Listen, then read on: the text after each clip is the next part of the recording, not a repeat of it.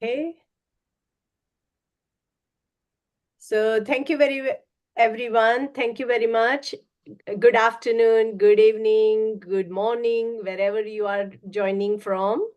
So thank you very much. And this is our Kenya Global South Summit.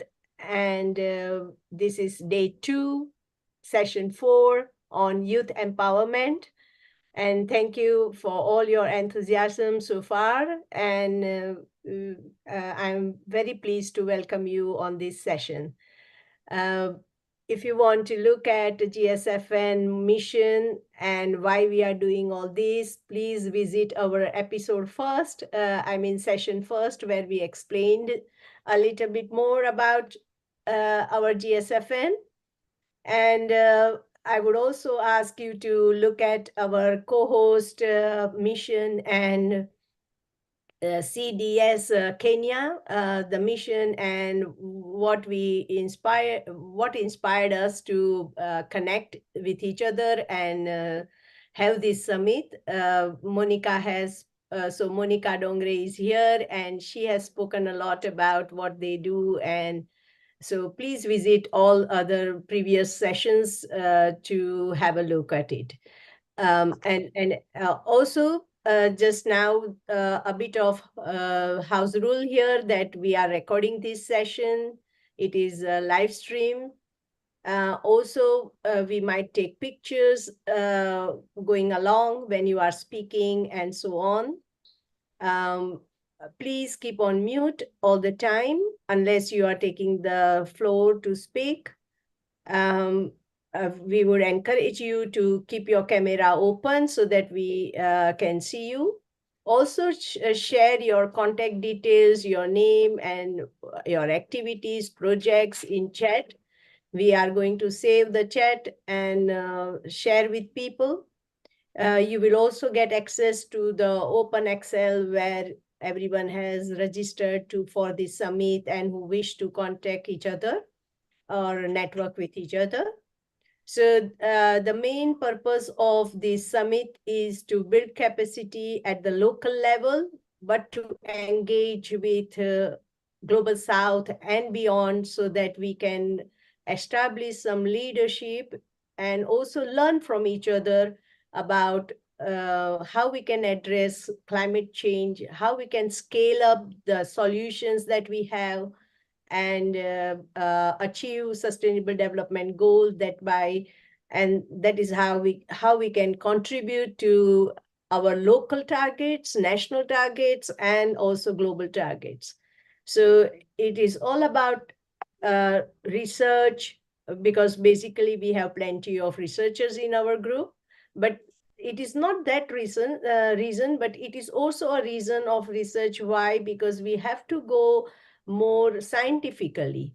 We have been doing this all since our, within our development activities, but now we want to do some the development which is sustainable, which is resilient, which is able to understand what is coming in the future.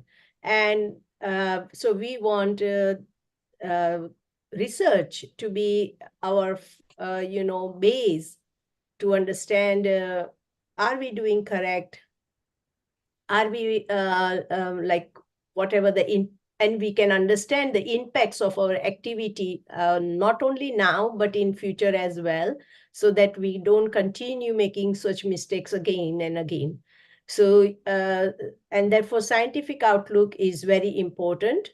Also, the advocacy is very important. What you know, and if it is a better practice, then you should be talking about, and you should be sharing your knowledge with each other, and so on.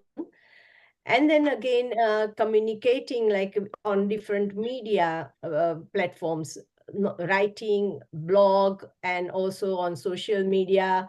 And so these are a few things that we can immediately reach out to people, and you must be sharing that correct messages that we need to. And also in the for our end users, like how we eat, how we buy things, how we commute, how we use the transport, how we live, these are some essentials like food, house, transport, and the education. These are few basic our needs, and we need to also look into those systems, that how we can improve them, how we can bring that all the knowledge that we have accumulated for better practices, with best practices to come together and allow us to move towards sustainable development. And so we have chosen these 6 themes. You can go to the website and look at all what we have discussed so far. The recordings are there. And we spoke about environmental sustainability and community empowerment yesterday. Today, this morning, we spoke about resilient and sustainable agriculture systems. And now this session will focus on youth empowerment. And within that, we would like to bring some concepts such as entrepreneurship, community engagement, career opportunities, role of universities, leadership in climate change, and children and youth. Uh, Youth empowerment has been a big part of CDS Kenya as well. So I will invite Monica to just uh, give some aspects, showcase what they have been doing, and then we can follow up with the speakers. Again, just one few things more, that please write down your name and everything in the chat, but also write down, those who want to speak, please write down your name and topic in the chat so we can understand that you are ready to talk and we can invite you to speak. So thank you very much. Welcome, Monica, again, and please share your views. Thank you. Yeah, thank you so much, Dr. Renuka. I really appreciate that you are bringing these important topics on this platform, and we are taking this opportunity to spread the word through this platform. And okay, so the topic for our second half is youth empowerment. About CDS, people who were not there in previous session, I would just tell that Community Development and Sustainability Organization, youth play a very important role in our organization, as this organization is being, driven by United Nations volunteers. And this year, our focus is majorly into collaborations, specifically with youth, so that we can have more and more fresh blood in our organization, and we can have bigger and uh, better projects in our organization, and we can resolve main issues which are there in our communities and country. So I believe in every village, town, city, and country around the world, there are young people with the power to transform their communities and our world. And young people are the key to resolve the problem facing our generation. So employment, education, health, violence, and climate change, these are all global issues. The inclusion of youth from every corner of the world, I believe, is essential in fighting these challenges at both local level and global level. So I want to welcome all of you to use this opportunity, this platform. So I once again want to thank Dr. Renuka for providing this platform to CDS and all other organization and individual who are here with us. So thank you so much, and I welcome all of you. Thank you, Dr. Renuka. Thank you so much. Before going ahead, I must appreciate the support and collaboration given by um, Kenya Mount University, and Professor Wandari has laid on that. He's the lead on that, and we are going to get their presence more in April, where we are going to again have Kenya and Nigeria summit. So we will look forward to having them in next month as well. We also have support from.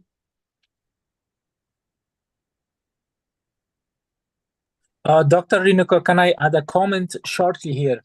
Yes, please. I would like to thank all of the participants who are currently here.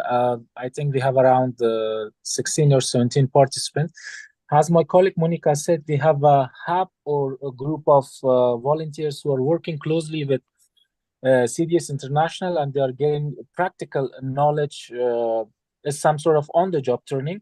So through this platform, I would like to say that CDS is open for a practical youth empowerment through providing opportunity for those type of people who are seeking to working in a professional environment and gain knowledge and practical experience, so they can submit their application directly to us or directly to me. I'm just going to paste my LinkedIn profile in the chat box, and everybody can visit my LinkedIn profile and send their application over there, or any of their friends that they're interested to work with CDS. Thank you very much. Wonderful. Thank you very much. I think we can advertise more on Gsfn platform as well. Gsfn also have volunteering, scheme. But what we can do that those who work on local level with you, then we can also provide an additional certificate to them. What we are doing is that we are asking them to first, when they come to us, highlight that which skills they want to develop. Say, for example, and ask them to tell us 5 skills. And based on that, they work. And after a while, whenever they have done some work, we would like to ask them that which skills they developed, and based on that we write down those skills also on the certificate when we give them volunteering certificate, which can directly help them for career development and so on. So transferable skills are really important. And as you rightly said, Monica, that they are the fresh minds. Yeah, and just in the last session, we have seen how the youth can act as a capital to a nation, and how the youth leadership can contribute to the national, targets. Very nicely presented by Professor Jafar, who could not attend this session, and therefore he came in the previous session. So those who want to have a look at his presentation, please visit the last recording, morning recording, so they can have a look at it. I think so. Thank you very much, Ahmed, for saying this. I would like to add our another co-host is like within the Mount Kenya University, we have United Nations Academic Impact, that is UNAI SDG 10, Reduced Inequality Hub, and they are also partnering with us. And I think we are actually contributing to that achievement at the moment, bringing all of you together.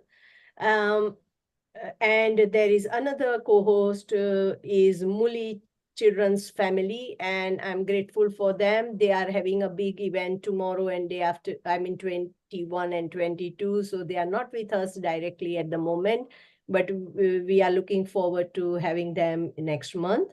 We also have Ministry of Education with us, and they have supported this, and we are looking forward to listen from them as well in future. So having said that, I think I can invite Patrick Oenga to present his presentation. Thank you very much. Thank you, Dr. Renuka. Thank you, everyone here. I'm especially happy for all of us for coming and making sure that this happened. Thank you, Monica. I think we shall meet soon. now that we are in Kenya, I think this is very good start for partnerships. And I'm more grateful to the Professor Wanderi, who is actually the principal corporate affairs and partnerships at Mount Kenya University. I'm grateful for Ndondo, who is actually organizing at the operations director to Muli Children's Family. These are people we've been working together. Of course, even the ministry, as you were mentioned. I'm happy for the many partners that we have worked with already. And even now, going on to this, we're talking about this platform just to make it that we are going to leverage on what we are doing at the grassroots and back home. And I'm happy and excited that good people. Monique, of course, the Western Kenya is my original home, and I'm happy that she's doing amazing work there. So I'm just hoping that we meet up soon. We share one or two. And I think this is still leveraging on what the SDGs say. SDG number 17 talking about partnerships. Of course, it emphasizes on international partnerships. But before even reaching at international level, we're talking about the local level. How can I partner with Mount Kenya University? Now I'm in a social society, civil society.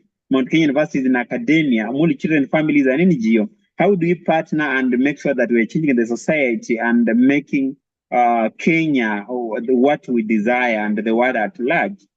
And thank you, of course. If you can be able to allow me, Dr. Nika, I think I can share my slide here. I prepared something small that yes, you can share. Please do. Thank you. I prepared something small that I'm doing at I'm doing at in Nairobi. Let me just share this. I think I hope you can be able to see that, Dr. Renuka and the rest. Yes, it is clear. Please continue. Thank you. Now, I'm Patrick Oyenga. Patrick Oyenga is a director of this Community Minds Research and Community Initiative. Of course, we're really passionate about empowering youth and touching lives through social entrepreneurship and professional mentorship. I'm happy that we invited into this Global South Summit. That's a very, very nice and okay, Patrick, 1 second. I must apologize that I did not put you as a co-host and announced you that. So I'm very sorry for that. So for the guys who don't know, they have been also with us in collaboration and they have supported our program, and we are looking forward to having you and connecting with you and so on. So please, thank you very much. Please continue. Thank you, Dr. Okay, someone may ask what is maybe communities. Communities, we are CBO. These are community-based organizations. We registered in Kiambu County, Kenya. Kiambu County is the neighboring Nairobi County, and Nairobi is hosting the Nairobi city, the capital of Kenya. And then at communities, we are focusing something about professional mentorship. And when we're talking about professional mentorship, of course, this is stemming from recognition that there's actually a gap. There are gap between academia and practice. Like, for example, if graduates, students are trained in these universities and these training institutions, when they come out of these institutions, where do they land into? They're supposed to go into job market, but we find out we're talking about the issues of unemployment. Unemployment, as much as we're talking about, is less than 50%, but when we're talking about now the whole unemployed, we're talking about more than 70% being youth. So these youth actually mostly are drawn from these trainees or the graduates from these universities. So we're looking at if there a gap between academia and practice. Like, for example, if they come in the market and they find that they are missing skills, what exactly does that imply? And of course, with the climate change and everything that surrounds the change that is coming over with the technology, we say that everyone can at least do something from the skills they have acquired in these institutions. So in involvements, we are doing this. We're organizing meetings with skills training with young people. We do interventions for improving lives, interventions of any calamity we find out. Like, for example, we have supported some groups. We have done some mobilization for resources to help the disadvantaged, those who are affected by floods. There was someone who was having some strange swelling by the chin, and we got in and we helped them to get operations. We do creation of entrepreneurial skills. We do, of course, we're talking about the escaping the limits of direct financial capital. because of course the youth were coming out of training institutions. Ask them, why are you not doing something? Someone talking about the capital. But now, away from this, now the financial capital, these we talk about the skills we have.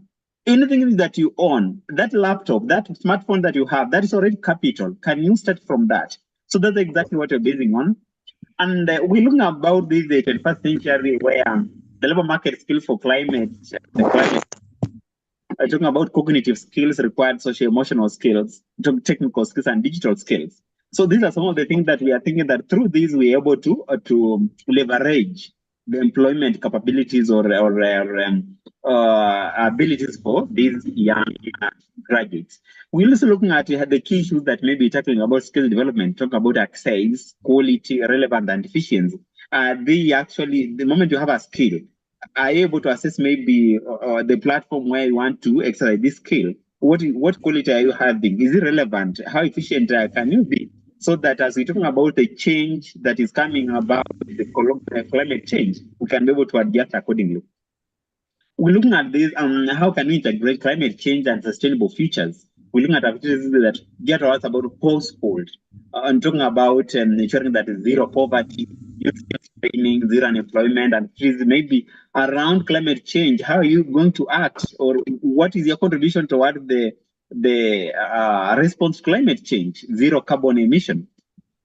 We have had a number of projects, like for example, having gotten some opportunity in with the Access, which is being funded from Germany for us to do some projects and some surveys on what is happening around the employability in Kenya, employability skills or levels for graduates. This is a project actually which we got into in 2020, that's during Corona, and we're happy that we did some survey that was showing that there was actually some dimensions of employability skills, especially when relating to work-class learning, resource and higher education, as to leverage on employability of graduates. We have had past activities, a number of them, of course, through partners. We have been partnering and just making sure that we want to change the site to what we want. There was an activity that was being supported by UNESCO way back in 2021, and they were so keen about the sexual reproductive health and rights among young people. And this one specifically took place in Mount Kenya University, and they were partnering Mount Kenya University and the University of Nairobi, which is a public university. And Mount Kenya University, remember, these are a private university. So UNESCO had brought two universities together in Kenya to try and pilot this about the awareness about sexual and reproductive health. Apparently, at the communities we were involved, we had talked about now coming together and getting that grassroots and involving those who are outside those classrooms. Like, for example, we're talking about the knowledge gap between academia and practice. We're talking about we don't just want to confine a university into the walls talking about this university. We want to take it to the people. Now, these people, those who didn't qualify to get in the university, how can they come on board?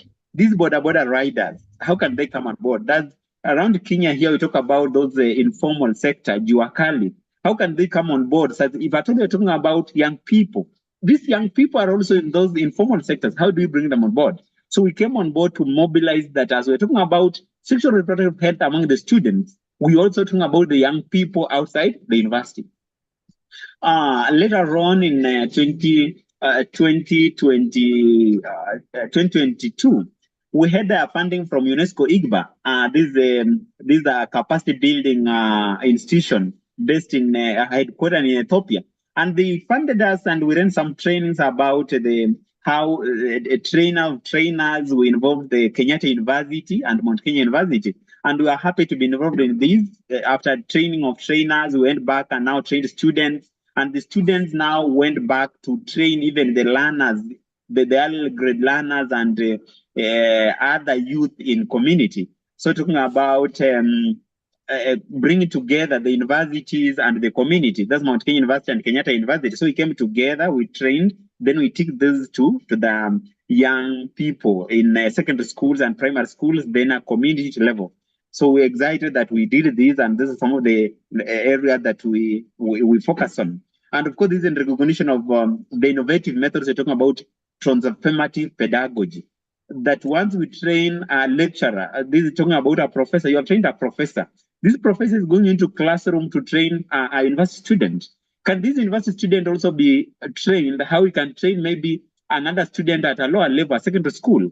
Then in that form, how can we be able to transform? And of course, this was geared around peace building.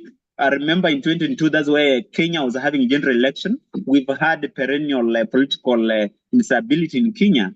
Every period of they were having a election, there are some potential threats and sort of violence is created by mostly politicians. But of course, through training, we're able to tell the youth that this is actually not your role. Your role is to remain peaceful. So it is through this and some of the programs also we involved in. We had this. We had Yunus Center. Yunus Center, of course, this is and I know majority of us know Yunus. This is Professor Mohammed Yunus from Bangladesh. Through his model of the three social 3Z, we're talking about zero poverty, zero unemployment, zero environmental degradation. We participated in some conference, the 10 Social Business Academia Conference. We had later on we had a summit talking about how can the youth transform what the skill they have into some social entrepreneurship. And social entrepreneurship comes on board so nice, especially working with the community, talking about I'm doing a business that it can be able to sustain me and make some profit out of it. But in the whole essence, the whole thing actually goes back to the community. I'm providing services like, for example, I'm distributing some food stuff in some community, and I make sure that this food is affordable to this community.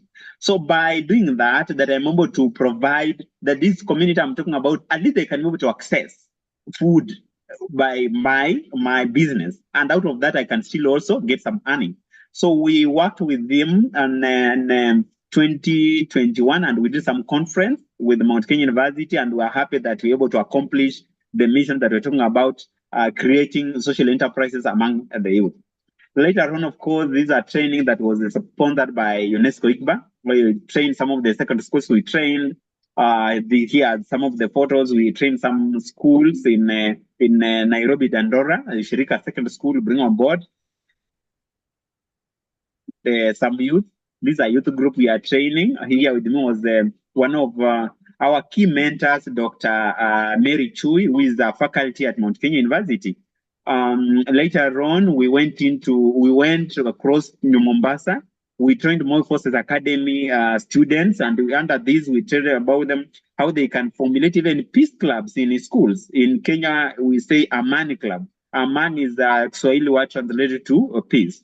So we trained them, and we are happy that More Forces Academy in Mombasa, they participated, where we trained over 88 students, and we talked about transformative pedagogy. That after we have trained them, they can also be able to talk to fellow students and tell them that we have something we're calling a peace club, and we can transform the society by preaching peace. Later on, we went into Mombasa, of course, at the same place in Mombasa.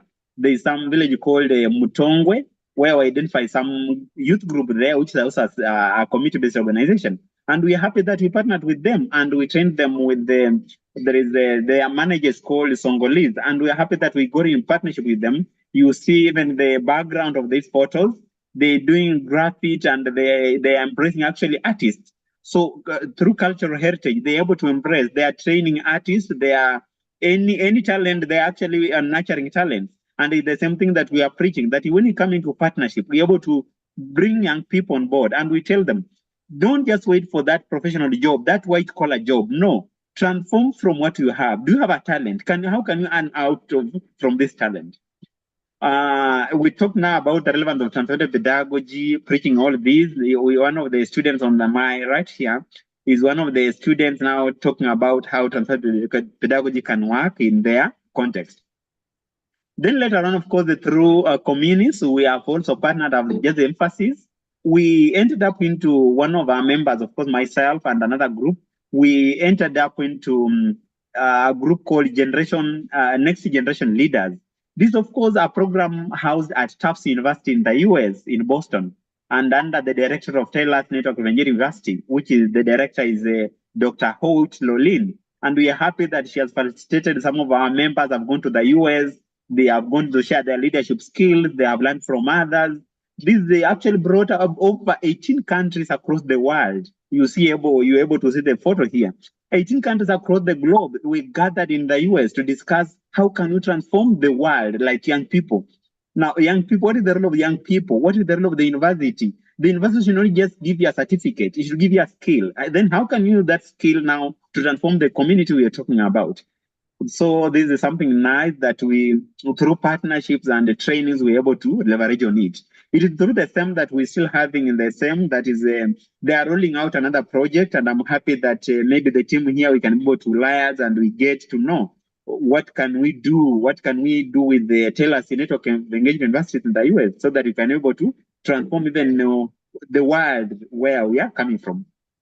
Then later on, of course, when I had mentioned something about sexual reproductive health and rights, this is some of the things that we brought youth into, something like putting up context for students. That assuming that we are talking about, we had a slogan called "Our lives, our rights, our future," and this is O3 plus, and this became so famous among the students, where we went ahead and had even podcasts talking about how should youth take care of themselves. Yes, it is your life, yes, and it is, of course, you are right. But remember, this is your future. How can we be able to sustain it? How can we be able, assuming that you're talking about you want to make some decision? How is this going to decision to impact your future?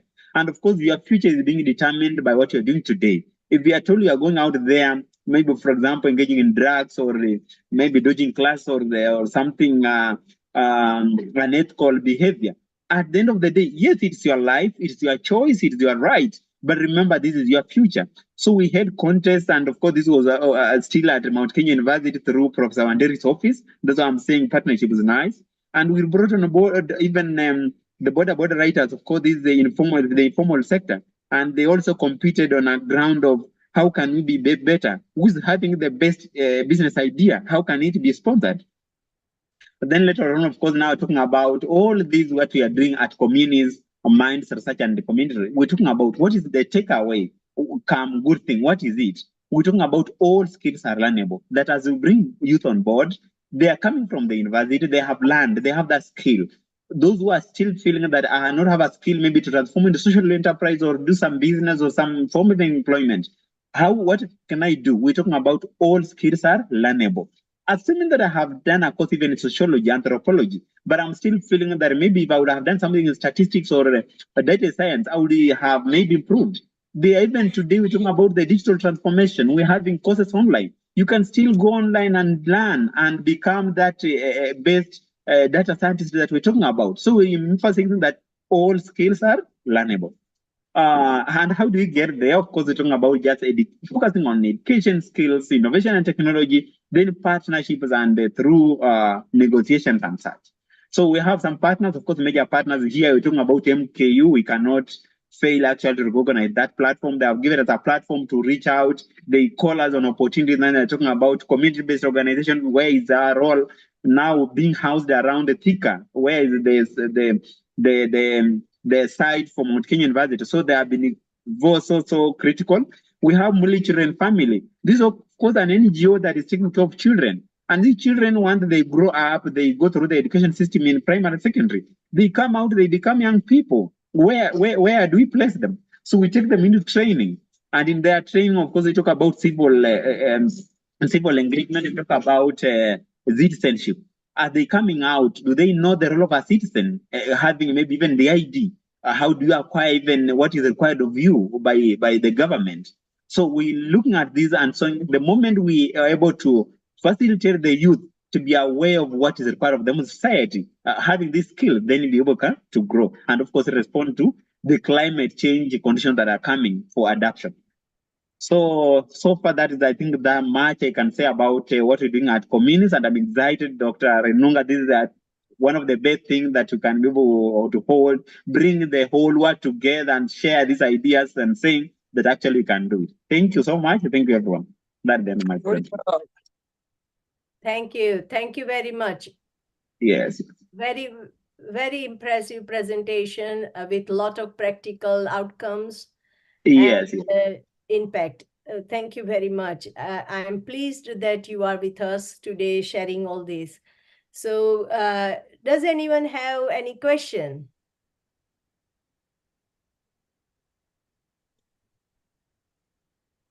Sure, I would be glad. sharing your slide, I'd be please. glad to get any question regarding the same. Say that again, sorry. I'll be glad to get any clarification, any sharing and partnerships. Of course, anyone willing having a question, I can able to respond to. Yes, of course. You can stop sharing your slide, please. Sharing your screen, please. Wonderful. I don't think anyone has question, but I do have, like, because many of them are trying to do work like you. I mean, set up some youth hub or encourage people to come on board for these different activities, different empowerment projects, and so on. So, what are the things that they need to make sure that they have it in place so that they can support others in such activities? Oh, that's so nice, Dr. Renuka. And I think one of the things that I can point out, outrightly, I would say something about getting a mentor. Like, for example, you must have heard me. I mentioned, I think, Professor Wanderi in main dimension. Professor Wanderi is working alongside the others, like Professor Mutundu. You must have heard him now. There's also another, this is Dr. Chui Mukwe. On all these, we're talking about anytime we're having a project. Of course, even in, like, for example, just let's talk about the empirical example we can have. Talking about, assuming that I'm looking for a grant. I want to have some grant and I'm doing a grant proposal writing. I want to get some maybe support from UNESCO or World Bank or whichever. Be sure from where you sit, Dr. Renuka, the experience or the expertise of the person behind the project is very, very important. So assuming that you're having a youth who is maybe in the informal sector or a young person, their experiences are actually not so guaranteed that they can be given some huge amount of money to be trusted with. So working with a mentor who is maybe in some profession, who is maybe renowned, and even if they present their CV, that they'll be part of this and they'll be able to support, that is actually very, very core. Because there's no donor who is going to want to trust maybe with even $1,000 with a youth who is not having experience, who has not done any project.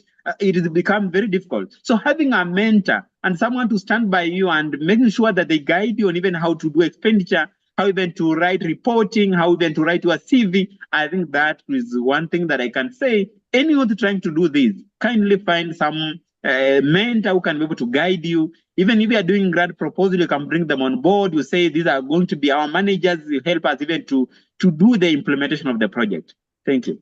Yes, yes, certainly. That is very important advice you have provided us. Thank you very much. Someone here is saying that, Uh, yes, Monica, do you want to speak? Please. Dr. Renuka, one of the speaker is requesting that if he can go first because he Oh, has some yes, yes. presentation in UN office. Yes, Yeah. wonderful, wonderful. Thank you very much. Thank you for reminding. So I would like to invite Tony here. So please introduce yourself and please present your views. Thank you very much. Okay, thank you so much. I believe I'm audible enough. Sorry, Yes, you are audible. Thank you very much. yeah, thank you. So my name is Tony Olela. I'm a gender and SRHR advocate based in Kenya, and I'm also very passionate in ensuring that young people have the right platform where they can thrive and be empowered. And I'm so happy with the what Patrick presented, and just to delve into the theme rather for this afternoon in Kenya about youth empowerment. Allow me to quickly share my screen, kindly.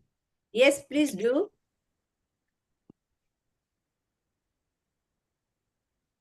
Just a minute, please.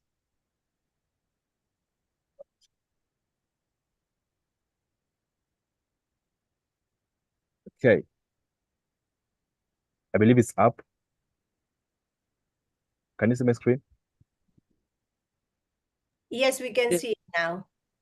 All right, thank you so much. So I'll just build on what Patrick earlier presented very fast, and then if you have some questions, we'll also be able to answer. So when you talk about youth empowerment, what do you mean by the term youth empowerment? Who is a youth and what is empowerment? So to me, youth empowerment refers to the process of enabling young people to take control of their lives, make positive decisions, and contribute to their community. And this involves providing these young individuals with the resources, opportunities, and the right support they need to develop their skills, confidence, and the leadership abilities. And how can this be done? I saw Patrick share some of the things that they've been doing with the communities back there, back in MKU, in partnership with O3 Plus and UNESCO regional office, in which I also support UNESCO in the youth wing. So today, I'm just going to focus on how young people can build their talent and also stretch a wing to build into their networks. And it's all about bridging, building, achieving, and connecting. And all this needs intentional strategies to put in place to ensure that whatever bridge that you're going to build, you need to have the skills to achieve and connect on whatever that you do as an individual. So you can connect. My website is down there. You can see one of the work that I've been doing with the young people so that we can learn and achieve together. So what do we mean by talent development and networking among young people? So young people need to, first of all, understand their niche. When we talk about empowering young people, how do we empower young people? And how do we communicate to them? Because nowadays we're addressing issues with behavioral change among young people. We're in 21st century where generations are growing and growing and growing. How do you communicate to them? How can we help them to identify their talents and build their network? How can they intentionally build their network? As they say that your network is your network. Yes, but now how do you maintain this network for it to be a network to you? You see, so these are some of the skills that young people need to be provided with in the space to really learn more. And young people should really invest in themselves, because investing in yourself is the best investment. If you invest in yourself by applying for master classes, going to school, reading books, getting intentional mentors, okay, very, very key, intentional mentors, because I work with so many young people, and you find that a young person is saying, I have this mentor, but his or her intentions are not right with me.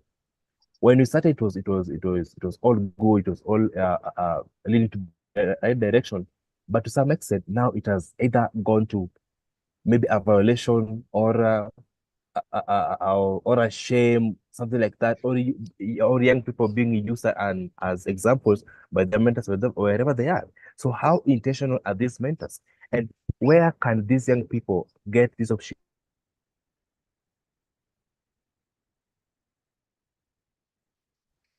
So we need to sorry. So young people need to be very intentional in whatever that they're doing and invest rightfully by setting their goals right. So to the next slide,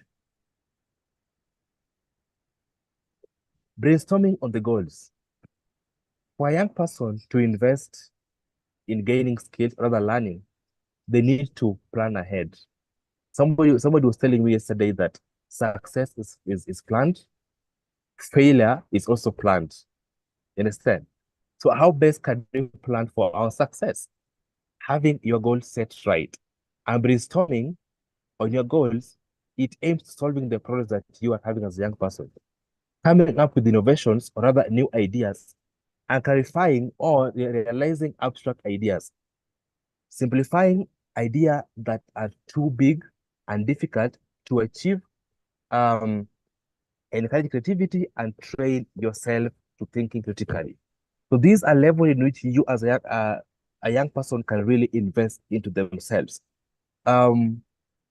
Recently, I launched a masterclass by Ola Tony, where for now, for my cohort one, I've onboarded over around 50 young people whom we are training them on personal branding, we're training them on public speaking and communication, also training them on career path, how to write their CVs, how to identify their niche. Because the moment a young person understands their niche, if I understand that my niche is on issues community development, I can go and seek to work at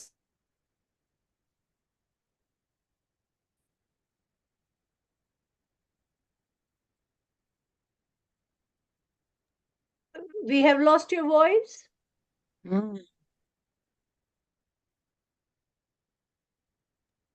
but not transactional. Um,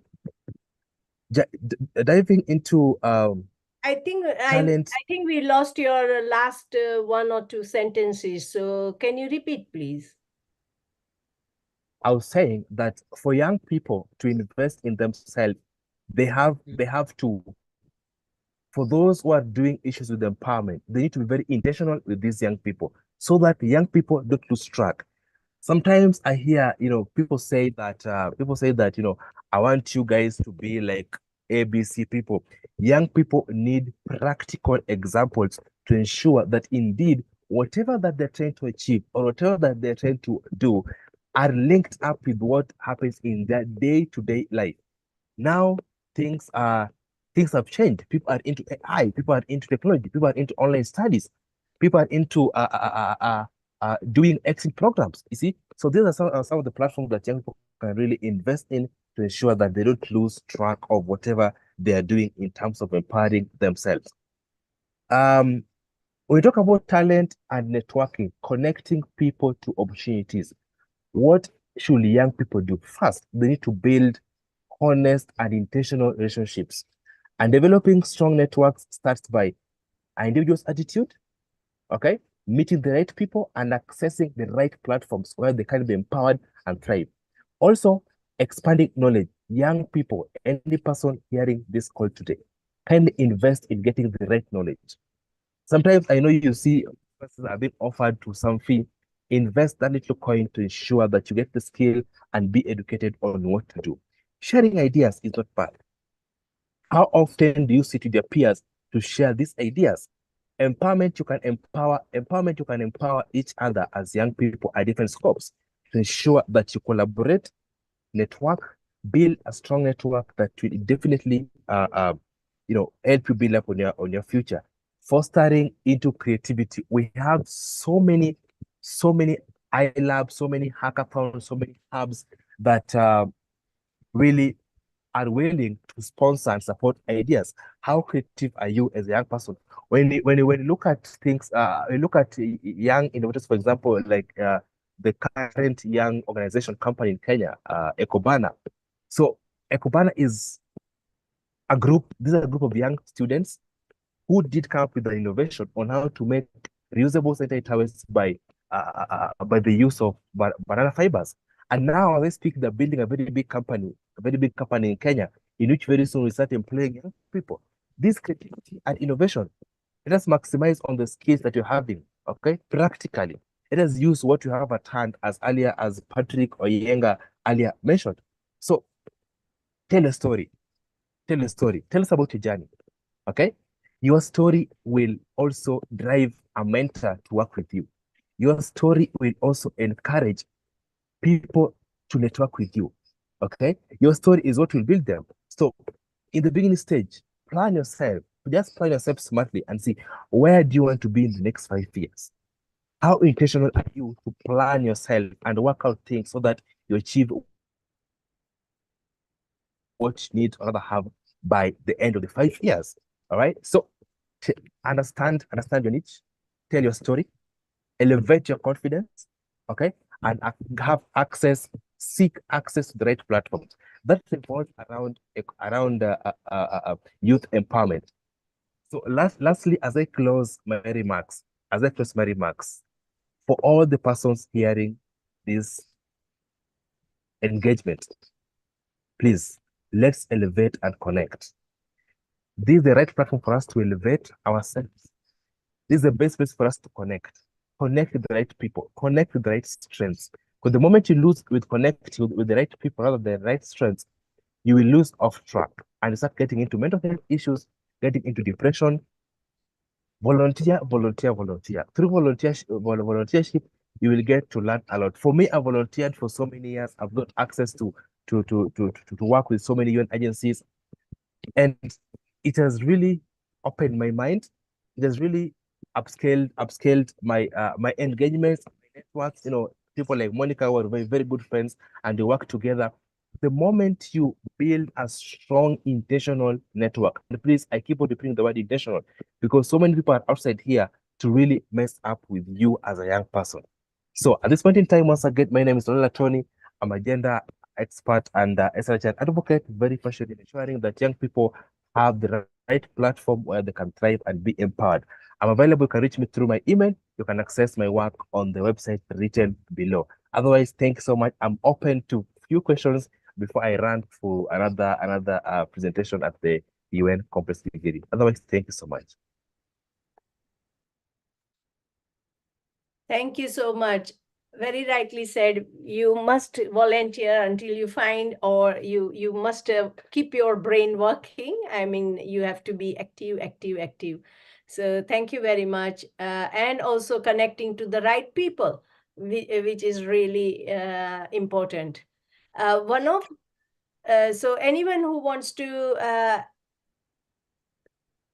do anyone have question?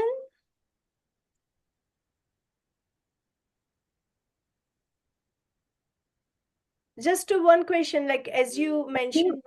There is a question in the chat box about inclusivity. Yeah, but I I don't can think it see. is for Tony. It was for the previous speaker. So we are going to ask the previous speaker. Okay. Yeah, thank you. But I was just wondering, because you mentioned about the UN and so on. So is Tony working on his own, or is a part of a big project like UN or organization? What he explained.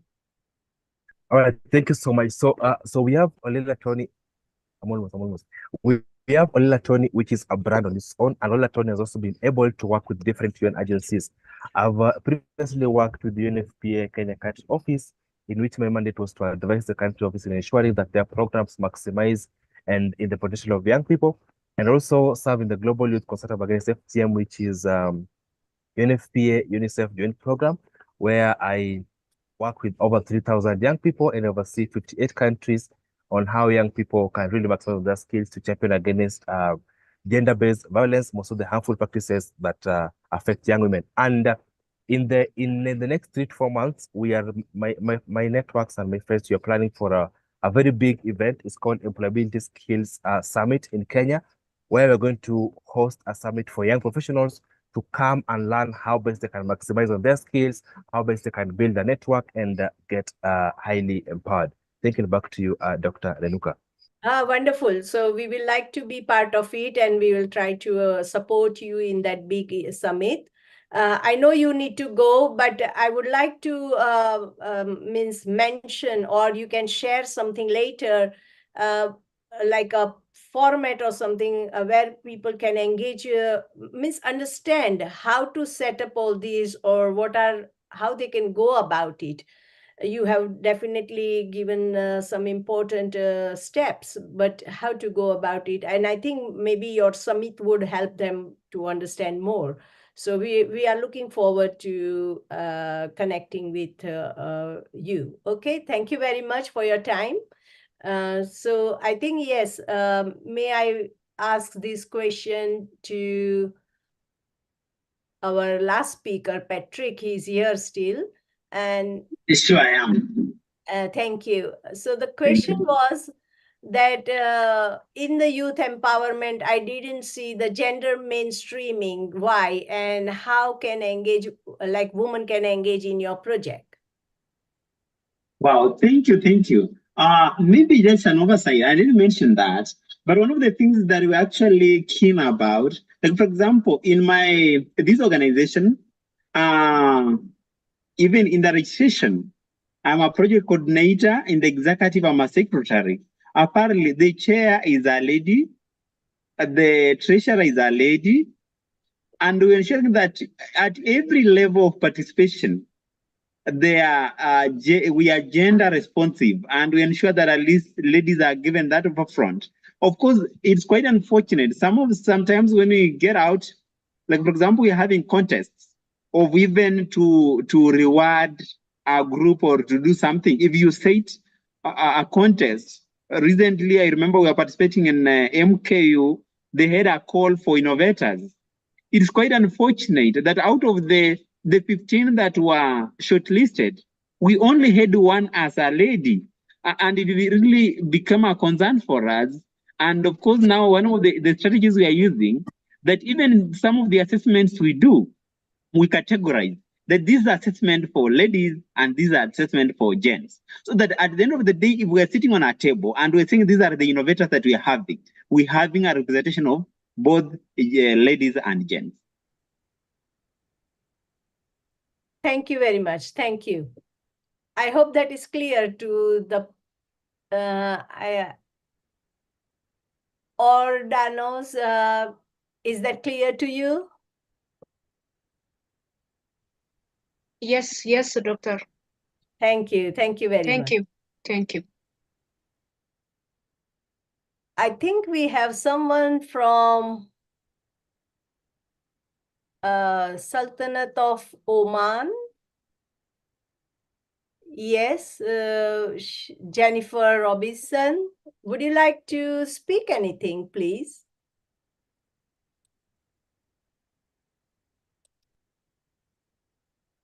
Would you like to share?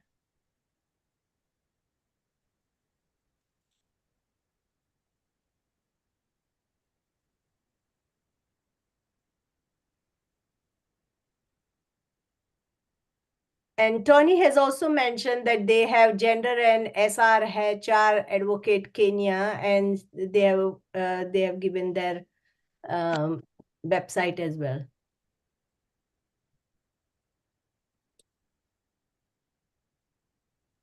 Meanwhile, Patrick, thank you so much for your presentation. I really appreciate. And in future also, we are planning to do a project with Mount Kenya University and Muli Children Families. So I think we'll meet in near future and we can connect.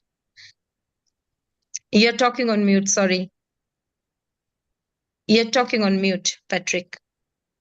Oh, sorry. Thank you. Yeah. I'll be happy to see you, Monica. Welcome to this side.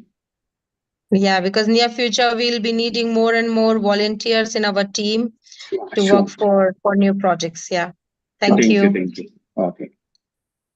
Thank you. Also, what we are discussing, like as Monica mentioned before, we want to understand how we can increase the skill of youth to contribute towards climate action. And therefore, we need to make sure that they have climate literacy, they have skills that they can apply, future thinking, scenario thinking, data analysis, digital analysis, digital IT and digital skills. So these are the things that I think youth need to engage, and we need to prepare the future workforce with such skills, critical thinking, and so on. So yeah, if anyone wants to share anything, we would like to invite them. I think one of our friend, Mr. Naman, he's also online. If he would like to share. Okay, please.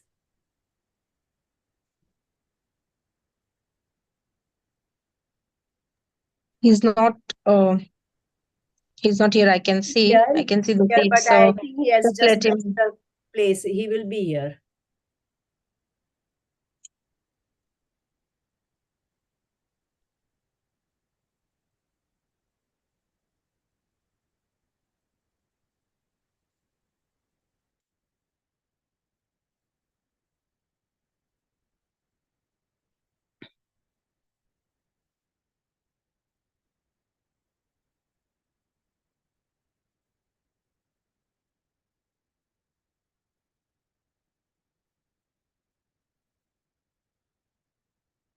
Sorry. while we are waiting, I'm going to open one presentation in from Pakistan Summit, which was really impressive for, I think here, Naman, we have Naman here. And Naman, please go ahead with your presentation. Hi, Naman. I think my presentation was tomorrow, not today. I would like to share like few details of your project which you are doing right now. Not the presentation, but if you can share a little bit detail about your organization and how you're engaging youth in, because our topic is youth empowerment today. So if you can share a little bit of details as to understand what exactly you are doing. Thank you very much. Let me just put my video. Sure. Okay. Thank you very much. Are you able to see me? Yes, Naman. My name. Yeah, my name is Naman Ucheng. Clear, please continue.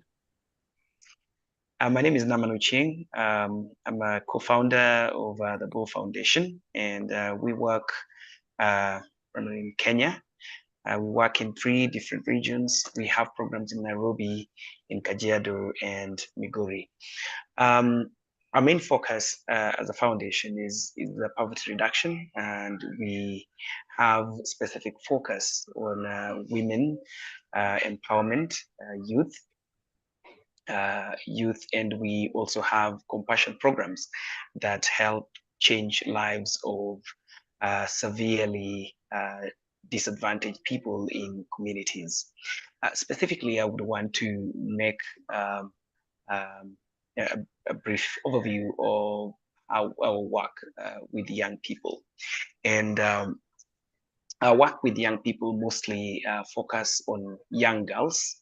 And we work with young girls in trying to reduce impact of poverty in their opportunities to prosper and get better opportunities in life. One of the engagements that we have is through period poverty campaigns. And in the period poverty campaigns that we run, we recruit young people as advocates, getting them to understand their challenges and building their potentials. Our primary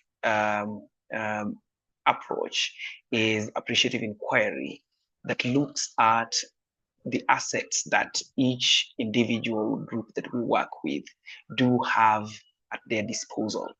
And whether it is young people or it is women that we work with, we do an analysis of the strengths that they have, and we do focus on those specific strengths and build from those strengths to build opportunities to improve their lives, rather than focus on the deficiencies or the challenges that they have in their setting.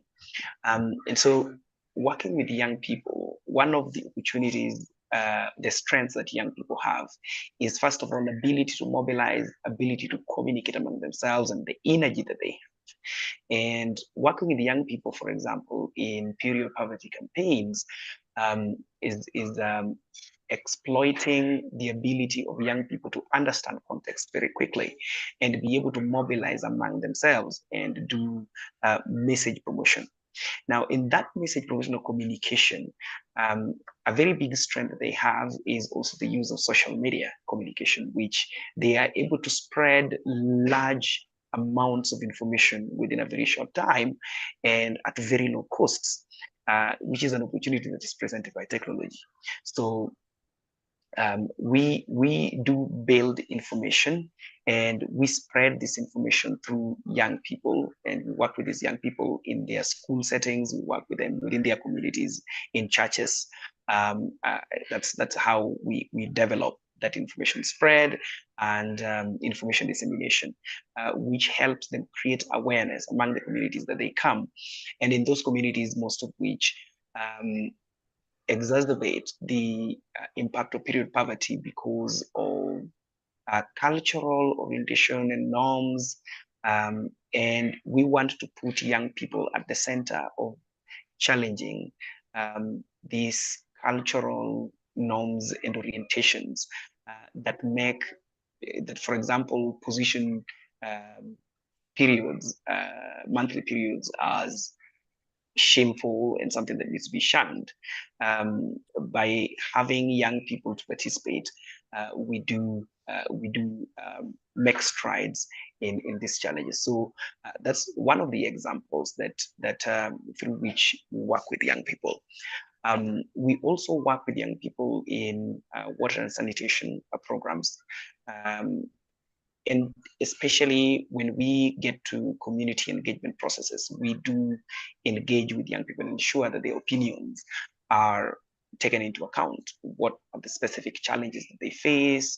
What are the strengths that they have? And how can we work with this, feeding into the potential that are provided by the older people in communities? So in our programming, we make sure that they are involved. Yes, so this about young people.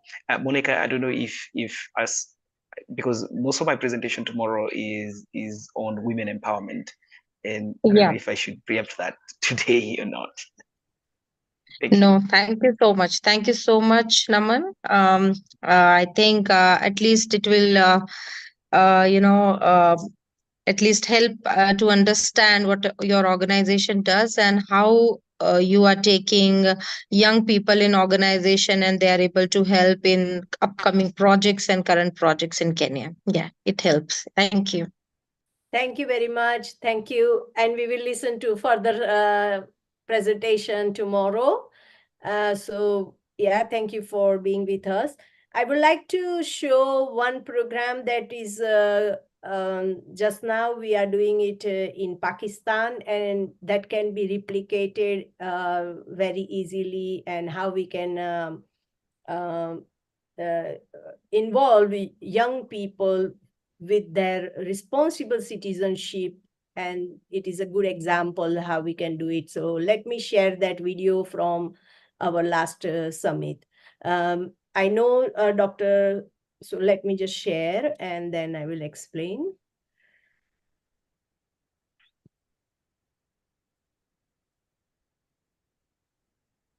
So Dr. Shagufta Jabin is from Pakistan, and they are she is leading on this program, and she has mentioned that anyone can contact her to implement such programs as well in Global South and beyond.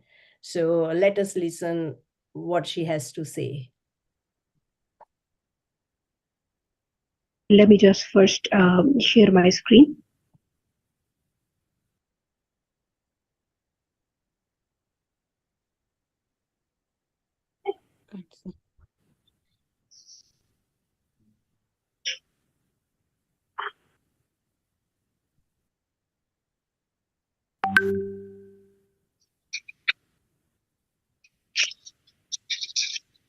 So is it visible?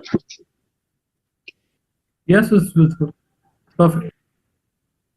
Right. So first of all, I must appreciate again Dr. Ranaka and the whole Gsfn team to hold this summit and to really give a due consideration to the women development, the youth development and youth leadership as one of the important area to be addressed here. So I was off and on just trying to get the most of the session, and the speaker before me, the young lady, it was a wonderful presentation, and I could really relate to lots of areas related to your presentation. My brief introduction is that I basically am an entrepreneur, a humanitarian, but at the same time I'm a learning and development consultant, and I have been linked with education, learning, and training, say in the field of education, from playgroup to PhD, and that's why I can really see the cross-sectional ailments and the potential solutions to those. And I have very closely worked with the young people, professional as well as students of different ages. So when I was I taught at University of Management Technology, Lahore, and I mean these were my MPhil and PhD students, and then I also taught the business communication to the BS students. And before that, I was training the teachers of different colleges, universities, and students and schools. So while interacting with these teachers and students, I came to realize that we really need to turn our youth into a dividend and not to allow them to turn into a debt. And today in Pakistan, that there are 64% of people are younger than 30 years of age, and there are 29% of those of that population, which is between the ages of 5 and 29 years. So, I mean, you know, when you talk to this group of population, just the other day I was invited at the university to talk to the students, and to be honest, I felt as if I was an alien. I felt like I was not one of them. You know, I felt like a stranger because all those, and I believe most of us, those who have already entered their 40s, they have roughly the same feeling when you interact with the whole group of youth. So you know, I realized that there had always been a disconnect between the youth and the adult population of Pakistan. During my young days, my school days, and then college and university days, I felt also like there was sometimes a big disconnect between what we are being taught and what actually life demands from us, whether it's the roles, whether it's the skills. So right. So what happened that I then designed this program, which was Youth Engaged in Service Program. I'm going to share. This is about next. Okay. I hope the slide is visible. Yes, yes, it is visible. So the main drivers behind Youth Engaged in Service program are, first of all, the Constitution of Pakistan, because again, Constitution is not so commonly known among the citizens as compared to that in the USA. The second driver was, and then our constitution has a lot to related to the young population of Pakistan, and there are lots of areas where we can, from the in the light of constitution, we can involve students in different activities. Similarly, the second driver was sustainable development goals. The third one, DEIs. And then we brought in the 21st century skills in it. And ultimately, the whole objective was to bring in individual and social responsibility among the young people of Pakistan. So this program, the initiative that I'm talking about, the background, like I said, the background was my personal realization that we needed to engage these students in the real life. The other thing was when we started working on the curriculum of Pakistan back in 2019, I again felt that there was a big disconnect between, between the available skills and the utilization, the potential utilization of those skills and energies in terms of youth. So this program actually involved the college and university students, and we have these students from schools also. They're given 300 plus activities. With each group, we discuss those activities stemming in 6 distinct areas related to education, health, entrepreneurship, communication, environment, and civic education. So although I'll very briefly talk about all the 6 domains, but I'll mainly focus on environment because that is what our today's focus is. The activities basically form the whole curriculum, which is related to these 6 areas. With each group of students or volunteers, we discuss those activities, and we pick up the activities from those 300 activities related to the group, related to their aspirations, their interests, and they make their own curriculum out of that, out of the 300 plus activities. Their level of involvement is in 2 hours. We have 3 kind of groups. One is the 40 hours commitment in community. The second is 60 hours commitment in community. And the third one is 100 plus hours commitment in community. These are the glimpses from some of the activities that we do. So I will very briefly talk about, and meanwhile, I'll also try to turn the video on. The signals are weak here, so I was keeping the video off.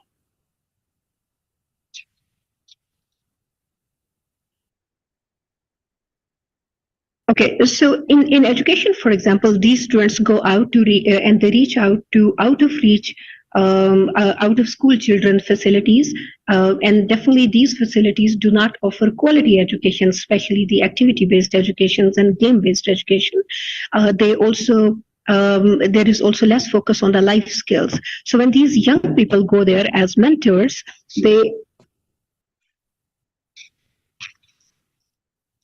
So these young people go there as mentors. They work sometimes as teacher assistant, but most of the time they work on the hygiene, concepts related to hygiene, cleanliness, the concepts related to recycling, repurposing. Although at this young age they do not know how to repurpose, but at least the importance of cleanliness and to let them know that not that everything is just disposable.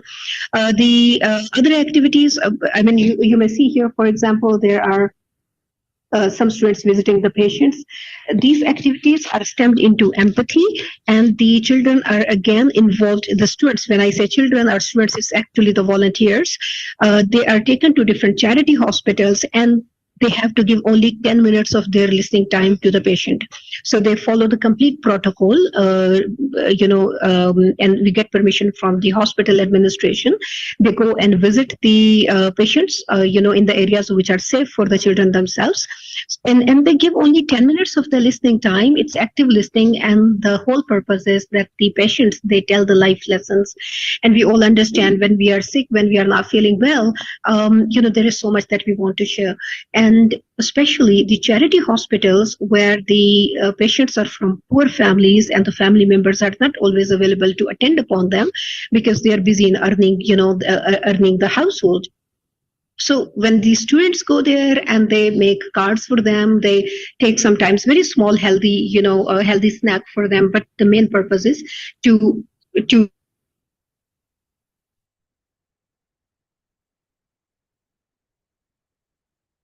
give them a feeling, instills among them the sense of empathy. Similarly, then the students, they are involved into communication and advocacy campaigns. Then they are involved into environment-related activities, and that is what I want to explain here in a little more detail. So the environment-related activities, not directly related to soil health, but understanding how important the soil is, how important, and all the other allied concepts, because again, there is a knowledge gap.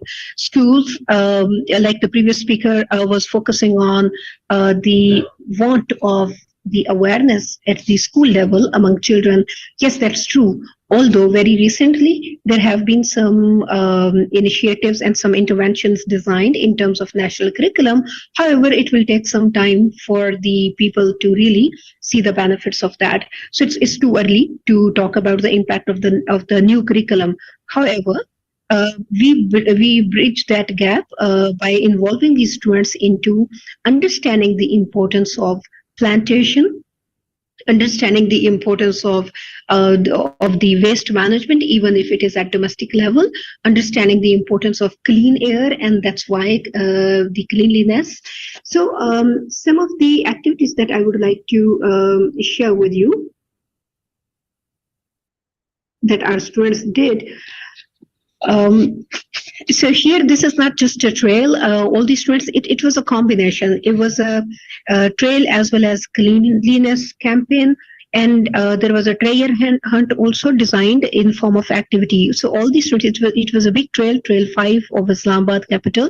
And it's very challenging trail. But the whole point was that through activities, for example, they had to find some insect, they had to find some leaf, they had to talk about it. I mean, different kind of activities were designed to make it fun activity, and they collected, the garbage from the trail. At the end, they were also, they were told about, how to manage that waste and how to dispose the waste of. Then here was another activity, which was actually an advocacy and awareness campaign in which our students, they designed the placards and at different places, on roadside paths, and different places where they could, where there were people around, they displayed these messages. So it was very quiet activity, but very disciplined and well-structured activity, where they stood at the side. And if you see the lady in the blue shirt who was a visitor, and she was like, oh wow, I also want to be part of this campaign. So this is how different people would ask questions, and this would give us a chance to talk about the environment and about our own personal responsibility to keep it clean. Here is another campaign. This was specifically done by the girls from a university. And it was very interesting. And this is, if you see, it's a mixed group, because it all depends on, which college, which university do we approach. And it's a very quiet activity, because we do not want it. Here, when the students, they are, standing at some particular place and they are holding the placards, but they're fully prepared for the answers to be, for the questions to be answered. So when the people, they come out to them and they reach out to them, they ask different questions, and that is where we do the advocacy for having a clean environment. I particularly loved this one. Let's save it for the next gen. And this actually became a theme for our conversation with the strangers as well as among ourselves, that what are the things that we need to save for the next gen. So the all these students during these activities, they become our advocates, and they understand that natural resources are limited, and this is our responsibility to protect those resources, to use those wisely, and this is also our responsibility to keep those resources available in good form for the next generations.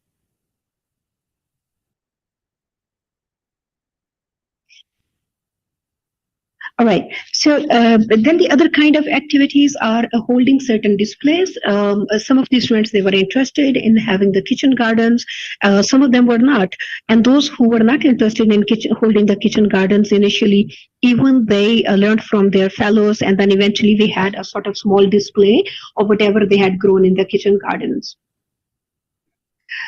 Then we collaborated with different universities, which for different kind of displays. And these agriculture universities, they sometimes have annual exhibitions.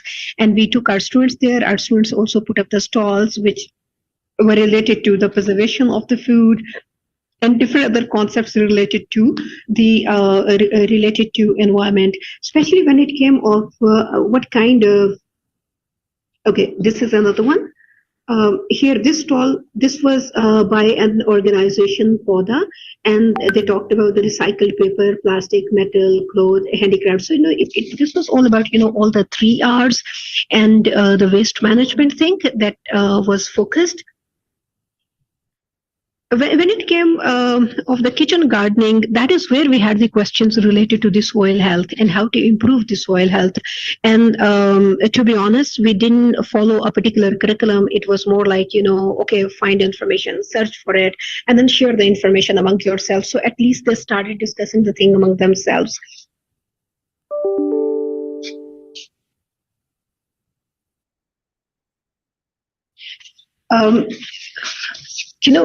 After having all these activities, whether it is 40 hours or 60 hours or 100 plus hours, the young people, they recognize the value and service of social responsibility. And usually these social responsibilities, in one way or the other, are connected with SDGs. Then they also are able to identify community issues, their needs, problems, strengths, and resources. I talked about the 6 areas that we were referring to, whether it's health, education, civic education.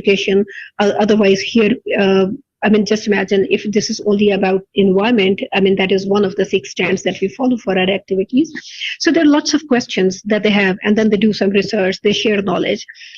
They also organize themselves to pursue their personal and professional life goals, which usually we have seen they get related to all those 6 areas, and they get related to the SDGs. And when we talk about SDGs and the individual responsibility, these students, they also get some clarity on how on determining their own future professional lines. So it's a good platform for them to have networking and to apply their interpersonal skills. they also take initiatives. It's very recent that one of these one of the groups that got graduated from our program, they got back to us and they said like we want to start some entrepreneurial initiative, and that was related to health and environment. Moreover, we have also involved some volunteers. Like yesterday, I was talking about our project in Azad Jammu Kashmir with the women. So these volunteers also, go there and they talk to the women about farming. I mean, the farming based businesses. Because and then we also add some entrepreneurs, the seasoned entrepreneurs with us.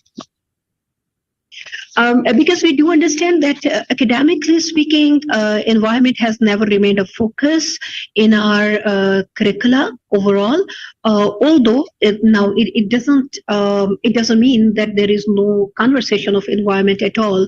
Unfortunately, perhaps it wasn't realized that it's necessary to prepare the children on this topic, but the adults, the professionals, especially the humanitarian organizations in Pakistan, the philanthropist organizations in Pakistan, they work a lot. So there is an organization, Rashid Memorial Welfare Organization, who are building actually the green energy towns in the country in all the 4 provinces. One is already built with the name of Rashidabad in the interior Sindh, and the other one is in the process of being built. And the green energy means like they actually keep in mind, they really practice all the concepts related to the waste management, and they're like the very innovative in how do they do it. So we do take our volunteers to these towns also. They learn a lot, and then they apply it back to their life. So this is how we bridge the knowledge gap, which they don't get at the schools, colleges, at universities, but being part of this program, they get that gap filled.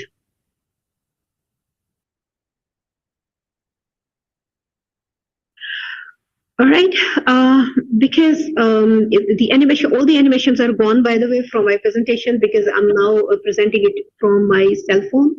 And here it was like, yes, they exhibit their learning through different reflectives, through writing journals, through having discussions, and they go out in the industry and they meet the gurus related to all those 6 areas.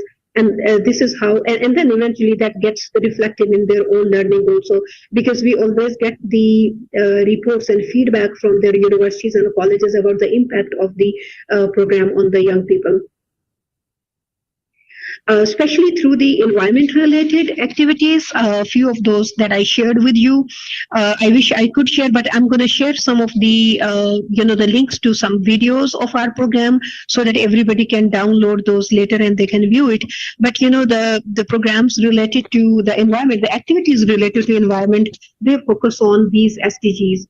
Whether it's good health and well-being, which definitely we relate with the clean air, is the quality education. Like I said, that we fill in that gap, which actually, we address the knowledge gap otherwise. Decent work and economic growth, because we relate, especially the farming-based businesses, with economic growth. And that is where the concepts of soil health and literacies related to the farming industry, they come in. We believe that if environment-related activities are taken, that definitely adds to the sustainable cities and communities, because natural resources, we need to really value the natural resources. And then the all other SDGs that we touch through our different activities on the environment, they're flashed here. Actually, this was supposed to be an animated thing, and there was a slogan that the students were chanting, and that was "Yes" slogan. I can't show that here now. All right. So, I can't display the video here because I'm just not getting hold of it. And that's all that I wanted to, I could briefly discuss with you, but I'm open for any discussion points or any questions. Thank you.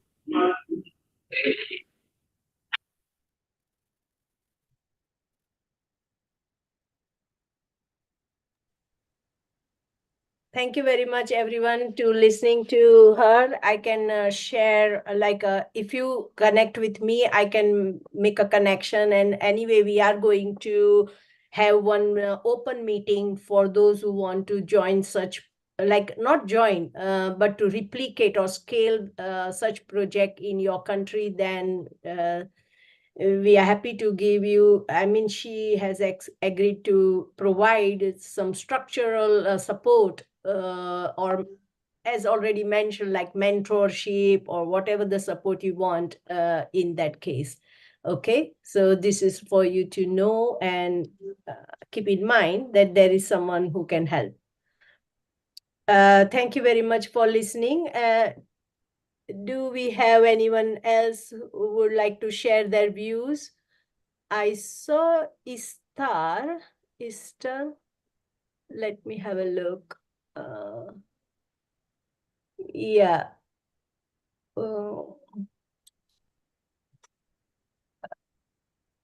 Console Istar kita. Yeah, Istar. Hello, how are you?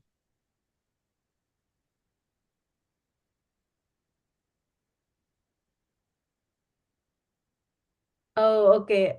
I think my screen has refreshed and I don't see her anymore.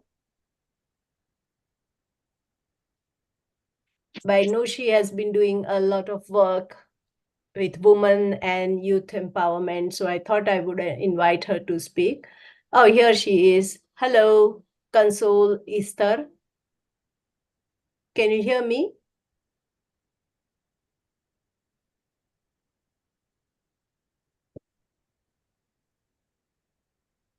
Maybe her internet is not so stable.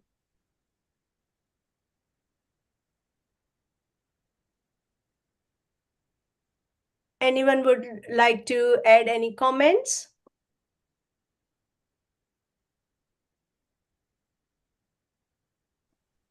Yes, cabinet. Yeah, please. Yeah, we are just appreciating the presenters in terms of empowerment. You know, in any country, youth are the pivotal, play a pivotal role in terms of development and in terms of the population analysis, yearly statistics come out more in terms of development. If we are talking about sustainable development to achieve by 2030. We need to put emphasis on youth empowerment in all walks of life, in terms of agriculture, in terms of education, in terms of energy, ICT, you call them, if they are empowered, I think the workforce, the income of every state will be increased. But like what I'm seeing, most of the youth employment issues that are coming to mostly African countries, just like a lip service project. They are more of lip service. How can we push this that the youth be the youth and the youth receive what is meant for them, really? I think this will be our priority if we want to achieve the 2030 agenda. Or like most of the projects that are coming to Australia is in Africa, to be specific. It's like in project management, there is one topic called slice. It's just like a type water. It's moved from the reservoir like a pipe. It's reached to the compound with a small pipe that drops smaller, which with the end resource. These are how we can galvanize ourselves to change this dynamic. How we can able to empower youth to become self-reliant should be our priority. The presentation are nice and it's really good for us to monitor and ensure that the youth receive the appropriate and facility and then they read themselves. Thank you.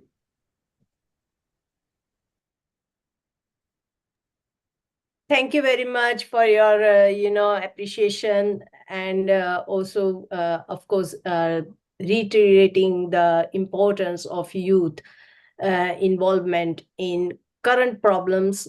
But also, it is very important that we prepare this workforce for future problems as well. So thank you very much, Kevin. And please, I invite Ordanos to take the floor. Thank you.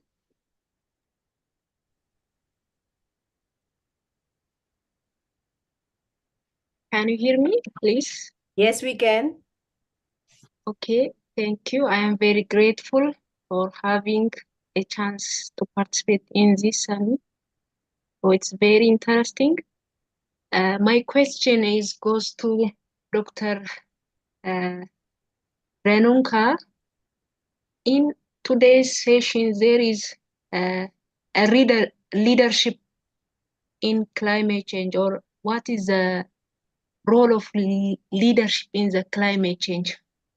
So still I attended 3 or 2 presentations, but I didn't see what kind of leadership for environmental change or climate change recommended. There are different types of leadership: in youth empowerment, women empowerment, community empowerment. So what can you recommend on the leadership side? Thank you. Thank you. Thank you very much. What I understand is, okay, leadership for climate change is what I experience or what I research from my PhD is something that, each one can play a role of leadership. That is individually, at organizational level, wherever we are working or wherever we are connected, and at a national and global level. Okay, in national level, it would be like inter-organizational level, because there are plenty of other organizations connecting together to deliver the national goals. And at global level, it is all the nation and other organization institutions coming together to deliver the global goals. So that is again inter-organizational, whole field of inter-organization. And I look at such 4 levels actually, in where each one, wherever we are lying in that level, or we might be in all 4 levels, we can put ourselves in all 4 levels, and we can situate ourselves for ourselves as an individual. And let me share one diagram of my PhD and what I mean. And that is what has all influenced me to connect to the community and also come to this stage of, establishing a network, and also how this leadership can play a role in climate change and energy efficiency. So I will share a few here.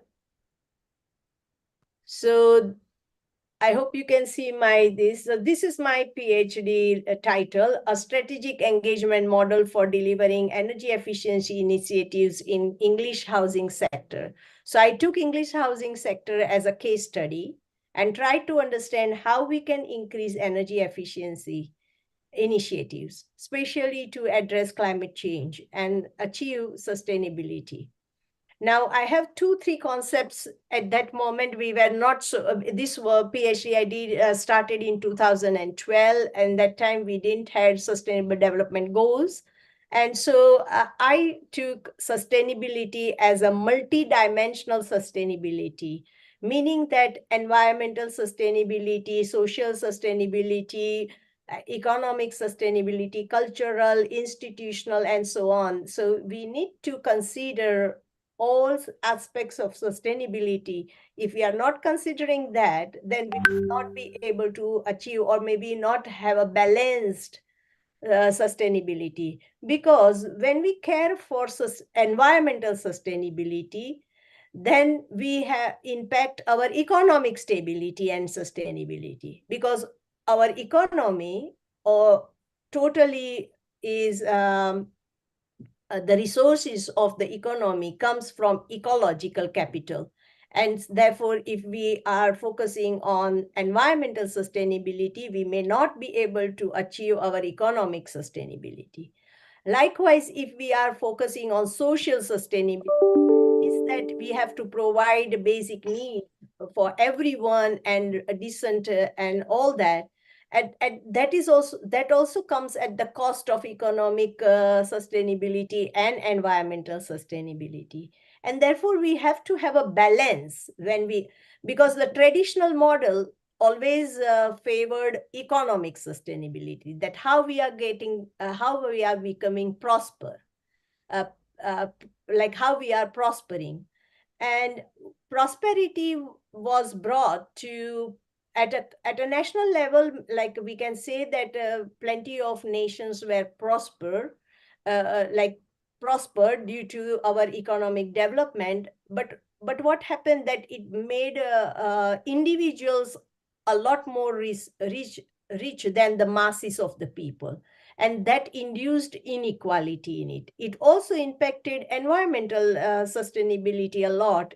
Our environment was degraded and so on. So we have to have a balance, and that I call multi-dimensional sustainability. So that is one concept we have to keep in mind. Secondly, when we are looking at our individual or societal construction, two things are very important: that all the social aspects or social construction are dependent on technological construction, like how the technology changes the society, influence the society or social aspects. Likewise, social aspects influence the technical aspects. So that is called socio-technical systems. And meaning, let me give you an example that, technology brought several comfortable items or mass production and so on. And that is how we also became consumers, like what you say, material consumers. Like we became the society became a consumer of plenty of things. Like we cannot do without plenty of clothes or vehicles and so on. So technology influenced our society and we became a consumer society. Now, if we want to change, we thought that, or some of the consumers thought that, no, we have to bring green energy, we have to bring organic food and so on. So that social aspiration influenced the technology, and that is why renewable energy and so on, generation and so on, like it changed the way technology was developed. So you can see that there is a lot of influence between these two, and two cannot work on its own. So we have to have social and technological balance, and they influence a lot. Okay. But what has happened today, that we have plenty of technology which are promising that, okay, we can deliver energy efficiency, we can deliver solutions to climate change, but it is not happening. It is not happening. So my question in my PhD was that why it is not happening? Why we, even though the technology is promising that this we should have our solutions immediately, why they are not being able to diffuse in the society? And the very classic example is that wind energy. It took loads of like plenty of years for people to understand that the wind energy can provide us a renewable energy generation, and people started accepting that the windmill should be within your own in your home environment or in your local environment. So technologies play a big part in our society, and we have to be careful about what we want it and how we want it to be diffused. Having said that, I looked at it and I started with very quantitative measures to understand what is good, what is not, like giving them numbers and so on, but it never worked. I found that the qualitative aspects would be better here, and especially the soft skills like leadership and regulatory regime. After doing all my preliminary, I don't want to go into too much detail of preliminary research, but after that, I found that leadership and regulations, I mean, regulatory regime, appropriate regulatory regime. And these all should be, again, flexible, adaptable, and future thinking.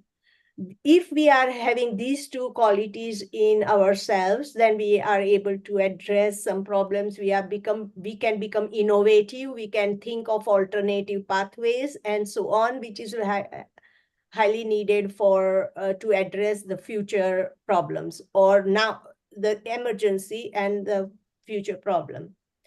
So having said that, I would like to share one figure.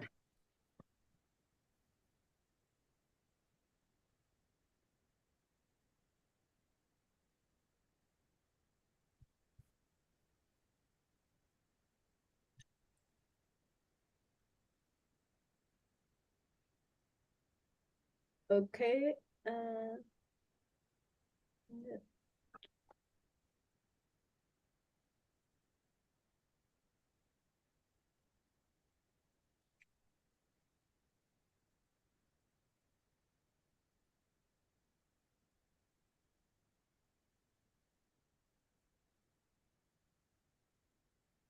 Yes.